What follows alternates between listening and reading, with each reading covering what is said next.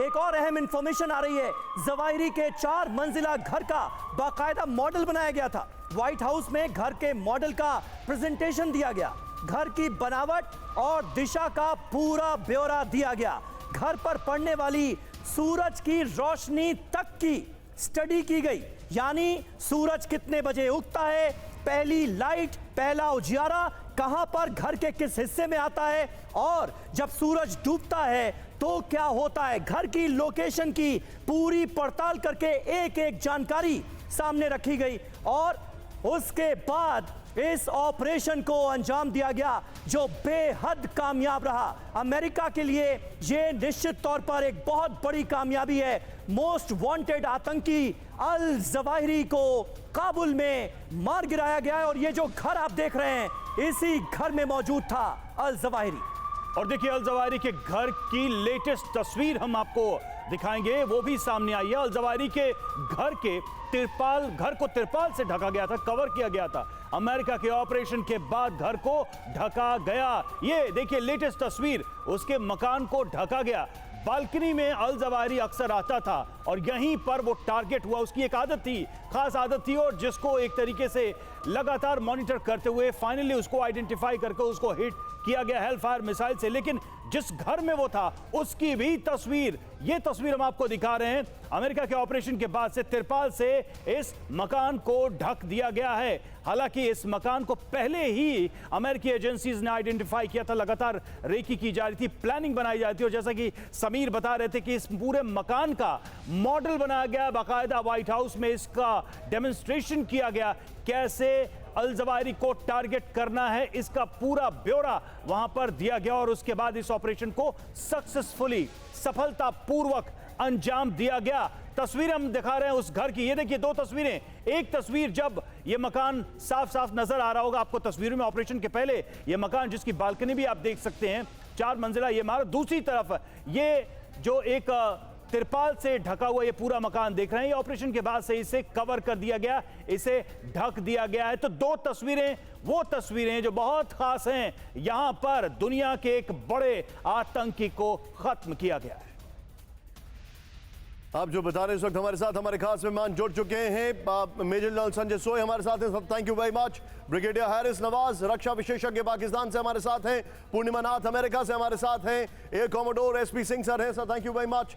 Group captain DK Pandey thank you very much sir. Air vice marshal OP Tiwari sir हमारे साथ हैं। Colonel अनुराग शुक्ला हमारे साथ हैं और सौरभ झा निदेशक दिल्ली डिफेंस रिव्यू वो हमारे साथ हैं। लेकिन हैरिस नवाज साहब पाकिस्तान से इस वक्त हमारे साथ हैं। सर ये जो पूरा ऑपरेशन अंजाम दिया गया, बड़ा क्वेश्चन ये है, तालिबान के बहुत क्लोज एसोसिएट के घर में रह रहे थे, जिस तरीके से ऑपरेशन को अंजाम दिया गया तालिबान को ना पता हो, क्या यह संभव है? इस वक्त जो तालिबान की हुकूमत के हालात हैं वहाँ पर रिट ऑफ गवर्नमेंट इतनी ज़्यादा स्ट्रॉन्ग नहीं है, क्योंकि ज़ाहिर है कि जब फाइनेंशियल क्राइसिस हैं और उसको पॉलिटिकल स्टेबिलिटी नहीं है तो उस सूरत में क्वाइट पॉसिबल कि उनको पता भी हो या कोई ऐसी जगह पर हो जहाँ कोई स्पेशल ग्रुप उनको अलकायदा का सपोर्ट कर रहा हो। दे माइट बी नोइंग कि अलकायदा तो देखें वहाँ पर है, उसके बाद दाइश भी वहाँ पर है, टीटीपी एलिमेंट्स भी वहाँ पर हैं, तुर्किस्तान इस्लामिक मूवमेंट के लोग भी हैं। क्योंकि यही मैं हमेशा कहता हूँ कि अगर अफ़गानिस्तान की हुकूमत को मुस्तहकम किया जाए, उनको फाइनेंशियल सपोर्ट दी जाए ताकि वो वहाँ पर अपनी रेड कायम कर सकें। यहाँ से दहशतगर्दी बहुत ज़्यादा अभी भी बहुत मौजूद है और इसके लिए अमेरिकन को, नेटो को, उनको वहाँ पर सपोर्ट करना चाहिए ताकि ये चीज़ें ख़त्म हो जाएं। ये पूरी दुनिया के लिए ख़तरा है, पाकिस्तान के लिए है, ईस्टर्न सेंट्रल एशिया के लिए, चाइना के लिए, और दुनिया में तमाम जगह पर दाइश और अलकायदा मौजूद है। नहीं नवाज साहब, पाकिस्तान में इस ऑपरेशन को लेकर फिलहाल किस तरह की खबरें आपको मिल रही हैं? क्या पाकिस्तान का कोई इन्वॉल्वमेंट से मेरा मतलब यह है कि अल जवाहिरी की लोकेशन को ट्रेस करने में और उसकी लोकेशन देने में कोई इन्वॉल्वमेंट पाकिस्तान का है? क्या पाकिस्तान ये क्रेडिट आने वाले वक्त में लेना चाहेगा? देखें, आज till today I have no information, but it is quite possible कि हो सकता है कि पाकिस्तान ने भी इंफॉर्मेशन शेयर की हो, या इतना ही सीक्रेट ऑपरेशन करते हैं कि ये जब उसामा बिन लादेन पाकिस्तान में था तो पाकिस्तान में नॉट टेकन टू कॉन्फिडेंस इसलिए हो सकता है कि वो पाकिस्तान को ना मालूम हो और वहीं पे उनके सोर्स हो अफगानिस्तान के अंदर है, because when they have left जाहिर है कि वो अपने जरूर वहां पर कॉन्टैक्ट बिल्कुल, लेकिन सर ये बहुत अजीब है कि एबटाबाद के पास जब ओसामा बिन लादेन को मारने का ऑपरेशन चलाया जाता तब भी पाकिस्तान की तरफ से यही आता कि उन्हें कोई खबर नहीं थी। और देखिए इतना बड़ा ऑपरेशन किया गया, इसमें भी अगर ये बात आती है सामने कि पाकिस्तान को यहाँ कोई इंफॉर्मेशन नहीं थी उसके ISI को या जो भी दूसरी एजेंसीज हैं, तो ये अपने आप में हैरान करने वाली बात है। बहरहाल ये देखिए तस्वीरें में एक बार आपको फिर से दिखा रहे हैं उस मकान की, उस इमारत की जहां पर अल जवाहिरी मौजूद था और अमेरिकन ऑपरेशन के बाद से इसे कवर अप किया गया। देखिए तिरपाल से इसे ढक दिया गया ताकि इसकी तस्वीरें ना पता चल सके। हालांकि जो जानकारी मिल रही है पहले ही पूरी तरह से इस बिल्डिंग का मैप बनाया गया, इसका मॉडल बनाया गया, इसके डिजाइन को व्हाइट हाउस में डिस्प्ले किया गया, यानी पूरी जानकारी पहले से ही जमा कर ली गई थी। अब ये ढकने के पीछे क्या मकसद है, क्या इरादा है, ये भी अपने आप में सवाल है, क्योंकि जो ऑपरेशन होना था वो यहां हो चुका है। जिस इंसान को, जिस टेररिस्ट को टारगेट किया जाना था उसे टारगेट करके न्यूट्रलाइज किया जा चुका है, खत्म किया जा चुका है। पांडे सर, एक चीज है यहां पर अभी, अगर ये आप बिल्डिंग को ध्यान से देखें, ये जो सामने वाली विंडो दिखाई दे रही है वो लग रहा है कि उसमें कुछ डिस्ट्रक्शन हुआ है, उसमें सिमेट्री नहीं दिखाई दे रही है। ऊपर बालकनी से जो कर्टन्स या जो तिरपाल पड़ी हुई है उसके नीचे अगर आप देखें तो लग रहा है डिस्ट्रक्शन हुआ है।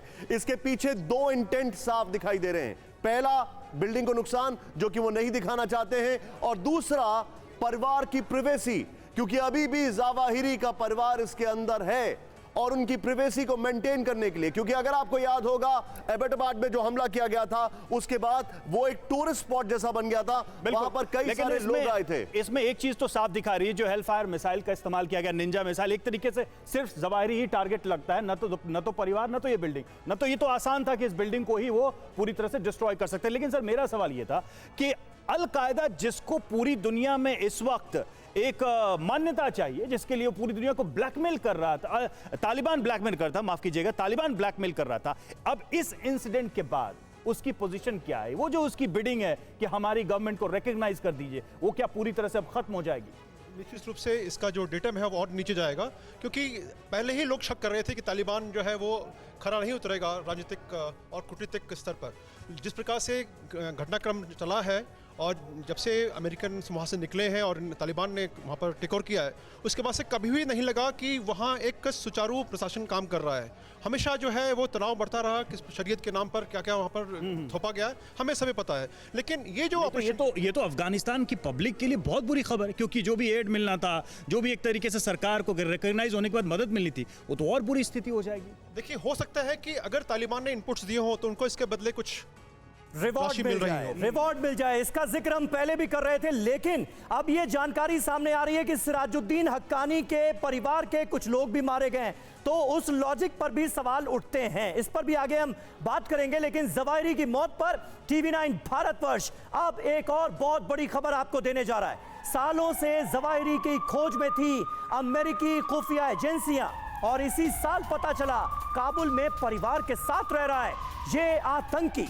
इस साल अप्रैल में जवाहिरी के बारे में बाइडेन को बताया गया। देखिए, ये दोनों इंफॉर्मेशन कहीं ना कहीं कनेक्ट होती है। अप्रैल में ही भारत के खिलाफ जहर उगलते हुए जवाहिरी का वीडियो सामने आता है और कहा यह जा रहा है कि यह बड़ी इंपॉर्टेंट कड़ी है, और जो बाइडेन को जवाहिरी की लोकेशन के बारे में जानकारी भी अप्रैल में ही दी जाती है। बाइडेन से हरी झंडी मिलने के बाद मारने पर जो प्लान था वो बनाया गया, यानी इस ऑपरेशन को कैसे अंजाम दिया जाना है, कैसे जवाहिरी का खात्मा करना है, इसकी पूरी प्लानिंग शुरू हुई। और कहा यह जा रहा है कि 1 जुलाई को यह तय हो गया था कि इस ऑपरेशन को अमेरिका अंजाम देगा। इस सब के बीच में एक बड़ा सवाल यह है कि आखिर इस ऑपरेशन में जो लोग इन्वॉल्व थे वो सिर्फ अमेरिका के थे, या उसमें पाकिस्तान और अफगानिस्तान दोनों इन्वॉल्व था, या फिर अमेरिका की जो टीम थी वो बाकायदा अफगानिस्तान के अंदर अपने सेल्स के साथ ऑपरेट कर रही थी। इसको लेकर काफी इंफॉर्मेशन आ भी रही है, लेकिन अभी जो हम आपको बताने जा रहे हैं, अब आपको बता दें आखिर अलकायदा के मुखिया अल जवाहिरी तक अमेरिका पहुंचा कैसे। ध्यान से देखें, सालों से अमेरिकी खुफिया एजेंसी जवाहिरी के अड्डे का पता लगा रही थी, नंबर 1। नंबर 2, इसी साल पता चला कि जवाहिरी का परिवार काबुल में रहता है, लेकिन पिछले साल पता लगा था कि जवाहिरी जो है वो अफगानिस्तान और पाकिस्तान के बॉर्डर के पास है। इस साल एग्जैक्ट लोकेशन मिल गई, पहचान हो गई, उसकी पत्नी, बेटे और बाकी बच्चे काबुल में हैं, यह भी पहचान हो गई थी। यह भी पता चल गया कि काबुल के सेफ हाउस में जावाहिरी रहता है। काबुल के सेफ हाउस में अगर जावाहिरी रहता है तो इसका मतलब तालिबान का इनपुट मिल रहा है। सीधे तौर पर जावाहिरी के ठिकाने के बारे में अप्रैल में राष्ट्रपति बाइडेन को बताया गया, अप्रैल में, और अभी हम क्या है 1 अगस्त की बात कर रहे हैं, 2 अगस्त की बात कर रहे हैं, अप्रैल से अगस्त के बीच में सारी प्लानिंग की गई। मतलब बालकनी में जावाहिरी के कई बार आने के बाद इसकी पहचान पुख्ता हो गई थी। अगर आपको याद होगा, ओसामा बिन लादेन के घर में कोई भी ओपन इलाका नहीं था, वहां पर सिर्फ एक छोटा सा रोशनदान था जिसको वो लोग पिजन होल कहते थे, और वहां से बताया जाता था, उन्होंने ट्रैक करने की कोशिश की। बहरहाल खुफिया एजेंसियों ने जावाहिरी को मारने का प्लान बनाना शुरू कर दिया। हमले के वक्त कम नुकसान हो इस बात की प्लानिंग भी शुरू हुई। 99.9% इंटेलिजेंस एजेंसीज का कहना है कोलैटरल डैमेज को कंट्रोल करने के शर्त पर ही तालिबान ने इस ऑपरेशन को स्वीकृति दी होगी। कोलैटरल डैमेज को कंट्रोल करने की शर्त पर ही हमले के वक्त कम नुकसान हो इस बात की प्लानिंग शुरू हुई। नेक्स्ट चेंज करें इसको, यहां पर 1 जुलाई को जो बाइडेन को एक्शन प्लान के बारे में बताया गया। 1 जुलाई, 25 जुलाई को बाइडेन ने जावाहिरी पर हवाई हमले की इजाजत दे दी। 25 जुलाई को ही जावाहिरी के बारे में बाइडेन ने कैबिनेट को ब्रीफ किया, यह भी इंफॉर्मेशन आ रही है। 30 जुलाई रात 9:48 पर यूएस समय जावाहिरी पर ड्रोन मिसाइल से हमला किया गया। सिर्फ जावाहिरी टारगेट था, कोलैटरल डैमेज नहीं हुआ। ओवर टू यू सभी। बिल्कुल निशांत ने जो जानकारियां आपको दी उसमें एक जानकारी और जो थोड़ी देर पहले हमने अपने दर्शकों के साथ शेयर की, वो ये कि सिराजुद्दीन हक्कानी के परिवार के कुछ लोग भी इस ऑपरेशन में मारे गए हैं। सौरभ झा, किस तरह से इस इंफॉर्मेशन को आप देखते हैं? क्योंकि कहां एक तरफ कयास ये लगाए जा रहे थे कि भाई सिराजुद्दीन हक्कानी ने, तालिबान ने कहीं ना कहीं इंफॉर्मेशन शेयर की अमेरिका के साथ, जिसके बाद अमेरिका इतने सटीक तरीके से इस ऑपरेशन को अंजाम दे पाया। लेकिन अब ये जो कोलैटरल डैमेज हुआ है जिसमें हक्कानी के परिवार के लोग भी मारे गए, अब उस लॉजिक का क्या? अगर आप देखिए तो ये आईएसआई के लिए ही बड़ा झटका है, क्योंकि अहमद अल जवाहिरी का कोई रुतबा नहीं था मिडिल ईस्ट में। वो अलकायदा इन द इस्लामिक सब कॉन्टिनेंट पे ही फोकस कर रहे थे, और सिराजुद्दीन हक्कानी जो हक्कानी गुट है वो भी आईएसआई के साथ है। उसे माना जाता है कि वो आईएसआई का एक प्रॉक्सी है तालिबान के अंदर। तो अगर आप देखें यहाँ, तो मैं बोलूँगा बड़ा टारगेट सिराजुद्दीन हक्कानी का लड़का है जवाहिरी से ज़्यादा। तो ये आईएसआई के लिए झटका है। ये अगर इसकी सूचना अगर किसी ने दी होगी तो ये तालिबान ने ही दी होगी, ये दिखाने के लिए कि हम तालिबान रेजीम आने के बाद भी ग्लोबल काउंटर टेररिज्म एफर्ट्स को सपोर्ट करते रहेंगे। और दूसरी जो बात है, जो अमरीकियों ने जो इसमें जो हेलफायर का जो वेरिएंट इस्तेमाल किया RX-9, उसमें बेसिकली सिर्फ एक काइनेटिक वॉरहेड होता है, कोई एक्सप्लोजिव बम नहीं होता है, और उसमें ये 6 फ्लेचेट्स होते हैं। तो ऐसा नहीं है कि एक ही व्यक्ति उसमें मारा जाएगा। रूम में 6-7 लोग हैं तो 6-7 टारगेट्स ही न्यूट्रलाइज्ड हो जाएंगे। तो लेकिन ये बहुत ही खास जानकारी के बेसिस पे हुआ है, जो ग्राउंड लेवल इंटेल के बिना नहीं हो सकता है। इसका मतलब तालिबान का इसमें डेफिनेटली कोई हाथ होगा।